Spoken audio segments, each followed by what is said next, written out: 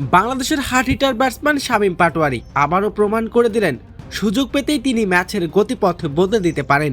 গোলবার super league অভিষেক ম্যাচে খেলতে নেমে ব্যাট হাতে রীতিমতো তাণ্ডব চালিয়েছেন বামহাতি এই ব্যাটার।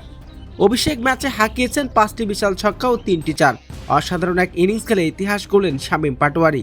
লাহোর কালান্দার্সের হয়ে এদিন ম্যাচের জয়ের নায়ক ছিলেন তিনি।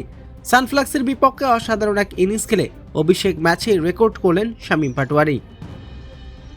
সানফ্লাক্সের বিপক্ষে টস জিতে প্রথমে এদিন ব্যাটিং করতে নামেন লাহোর কালান্দার্স। তবে এদিন শুরু থেকে ব্যর্থ ছিলেন ওপেনাররা। তবে এদিন ব্যাট হাতেও ব্যর্থ ছিলেন ইমন। সবাই যখন ব্যর্থতার পরিচয় দিচ্ছেন তখনই ব্যাট হাতেই জ্বলে ওঠেন শামীম পাটোয়ারি। এদিন একাদশের সুযোগ পান তিনি।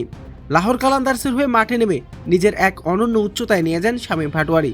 দলের কঠিন মুহূর্তে ক্রিজে এসে প্রতিপক্ষ বোলারদের উপর রীতিমতো তাণ্ডব চালান তিনি। মাত্র 30 বল মোকাবেলা করে অপরাজিত 75 রানের ছোড়ো এক ইনিংস খেলার পথে হাঁকিয়েছেন 5টি বিশাল ছক্কা ও 3টি দৃষ্টিনন্দন চার। তার এমন বিধ্বংসী ব্যাটিংয়ের উপর ভর করে ম্যাচের গতিপথ একদমই বদলে যায়। ম্যাচের আসল নায়ক হয়ে ওঠেন শামীম পাটোয়ারি।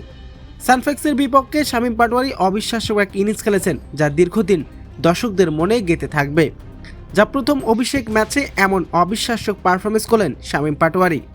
অভিষেক ম্যাচে শামীম পাটোয়ারি এমন উড়ন্ত পারফরমেন্স নিয়ে আপনার কি মতামত?